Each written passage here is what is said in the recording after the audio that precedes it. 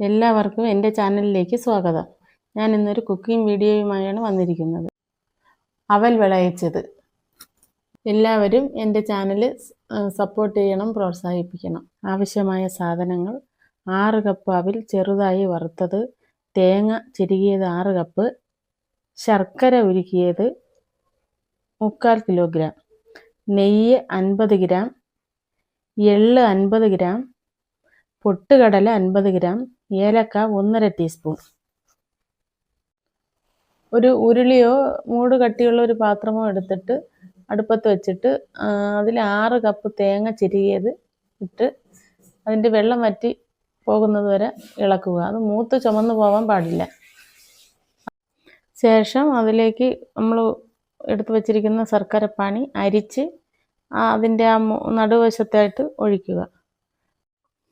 നമ്മൾ തേങ്ങ ഇങ്ങനെ വവുന്ന് വെച്ചിരിക്കുന്നത് ശർക്കരപ്പാനി അതിൻ്റെ ഒത്ത നടുവിൽ ഇങ്ങനെ ഒഴിച്ചിട്ട് ആ ശർക്കരപ്പാനി അത് അരിപ്പ് നല്ലവണ്ണം തട്ടി കൊടുക്കണം.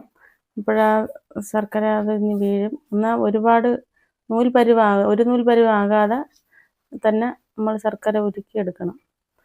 ഒരു നൂൽ പരുവായിപ്പോയാൽ ഇത് നമ്മൾ അവിലിടുമ്പം ഡ്രൈ ആയി പോകും.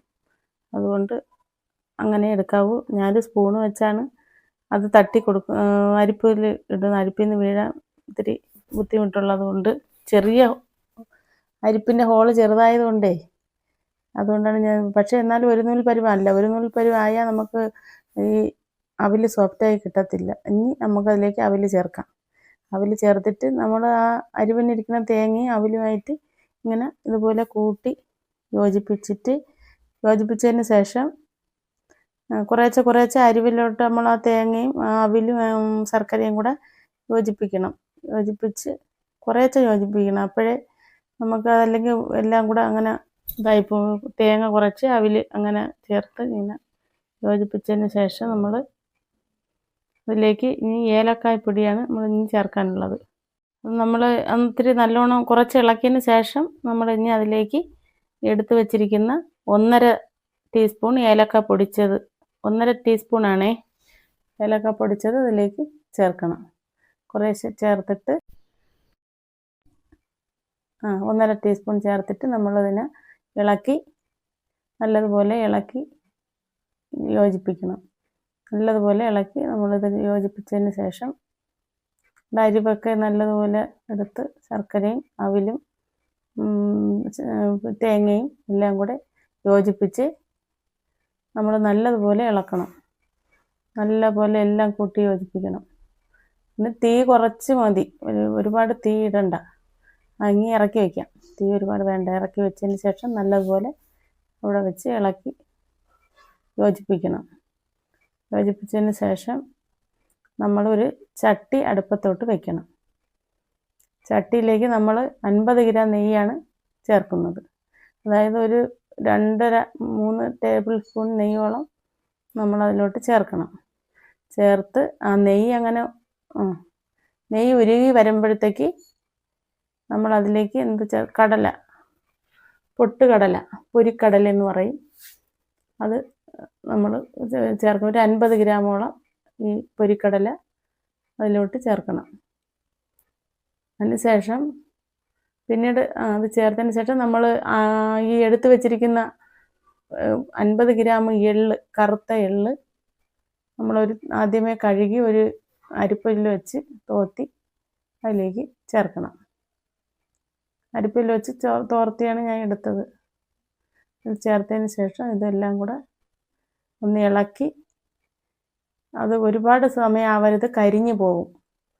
2 മിനിറ്റോളം മതി. 2 മിനിറ്റ് ഇളക്കിയതിന് ശേഷം, കരിഞ്ഞു പോകാൻ പാടില്ല.